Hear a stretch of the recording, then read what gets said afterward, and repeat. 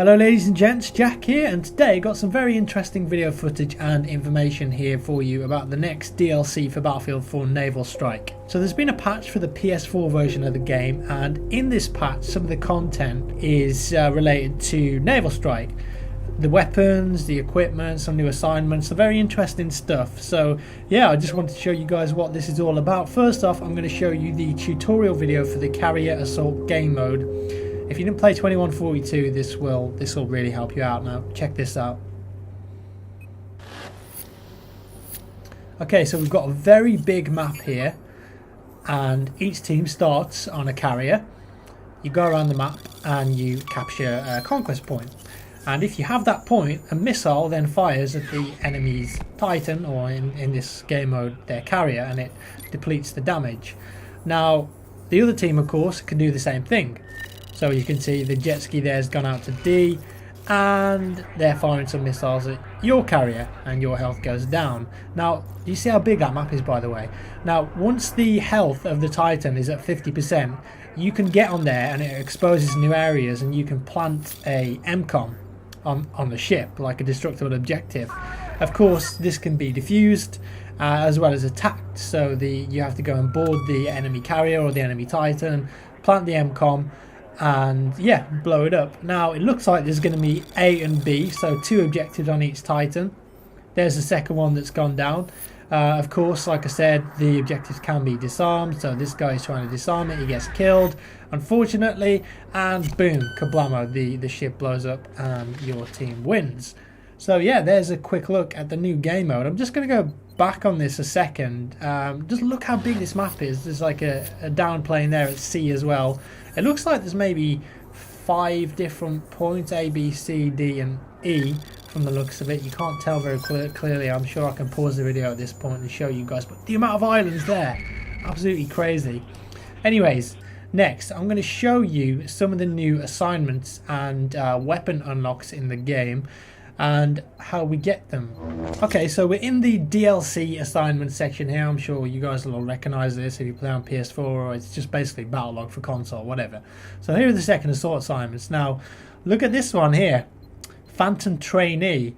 Now of course you guys all know about Phantom Prospect, which was the first sort of mystery assignment, and we had to figure out the codes from the little statues and put them in on the website, and that would let you unlock the ability to get this dog tag.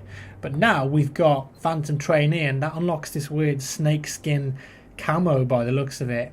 And again, it's players premium once and question mark, so I'm sure there's going to be a little alternative reality game going on in Naval Strike, so that's going to be very interesting, and I can't wait to see what they do with that.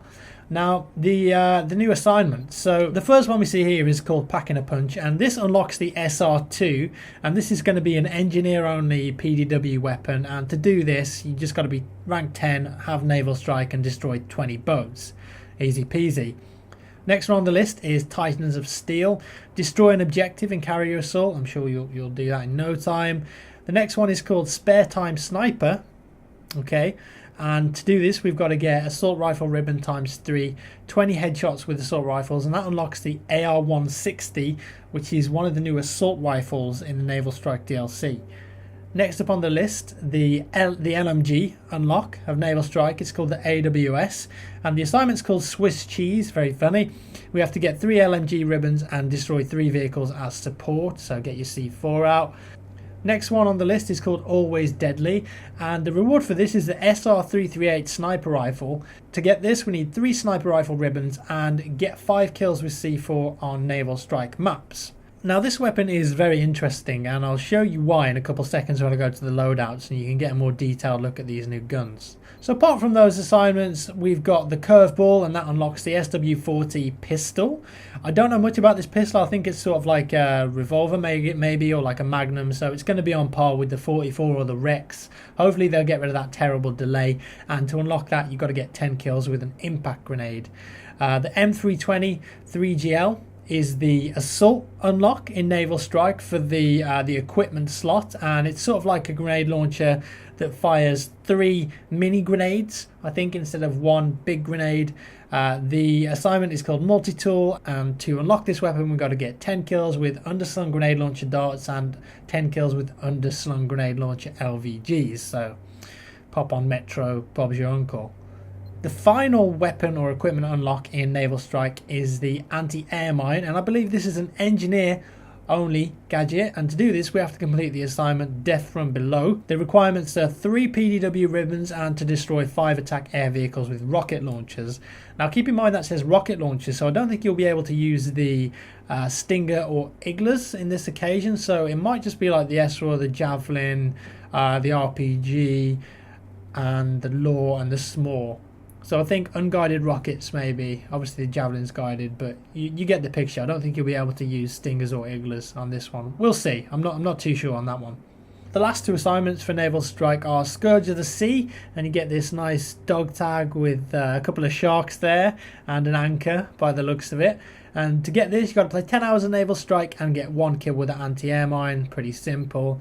And then finally we've got the Giant Slayer dog tag. Kind of looks like a sword going through a whale or a sea creature or something. I can't really tell. Anyway, to get this, we got to win 20 rounds of carrier assault. So yeah, these assignments, they all seem pretty simple, nothing too taxing or boring. And that's going to be very interesting in unlocking those guns. So I cannot wait for that. Okay, so I've just loaded into the test range to give you guys a better look at the new weapons and equipment in Naval Strike. So for the assault class, as you can see down here, we've got the new AR-160 assault rifle. As you can see there, the range on it seems pretty high. Maybe that's why the assignment is called Spare Time Sniper, because this is going to be quite a long range weapon. Fire rate of 700, pretty average, I guess. And the damage looks like it's going to be on par with most of the other assault rifles, maybe 25 maximum. Now the gadget that the assault class get is, here we go, M323 gel. So it fires 3 smaller 40mm grenades for attacking several targets with less damage than a HE grenade. So I'm guessing that this is just going to fire mini grenades, and it's probably going to be really annoying. It's not like the game needs any more explosives, but there we go. Okay, engineer PDW, the new one's called the SR2. More damage than usual. Rate of fire of 900, which is pretty high, I guess. I know there are some fast-firing SMGs here already, but the first few are like 600, 700. So, yeah, 900's pretty fast, and that might turn out to be a pretty useful SMG, especially as the magazine size is 30, you know, whereas compared to something like the ASVAL, which is 20, that's got the same rate of fire and more damage than the ASVAL, by the looks of it. So that'll be quite an interesting weapon. Can't wait to test that one out. Now the gadget that the engineer gets, as I mentioned, is the AA mine. So this is an anti-air mine which targets air vehicles flying within its radius. So I'm guessing that you'll just look up to the sky, deploy it, it'll just pop up there, stay in the air for a few seconds, and if a helicopter or a jet flies in the radius of it, it'll blow it up. I'm just guessing that's the way it works, and I guess that's the most logical explanation at the moment, because we don't know much more than that. So for the support class, they get the new AWS LMG. Let's have a look at this baby. There we go. 800 rate of fire, magazine of 100. I'm sure we're going to be able to stick extended mags on there, and yeah, a bit of an accuracy buff compared to the U100 MK5. Going to be interesting to try this one out.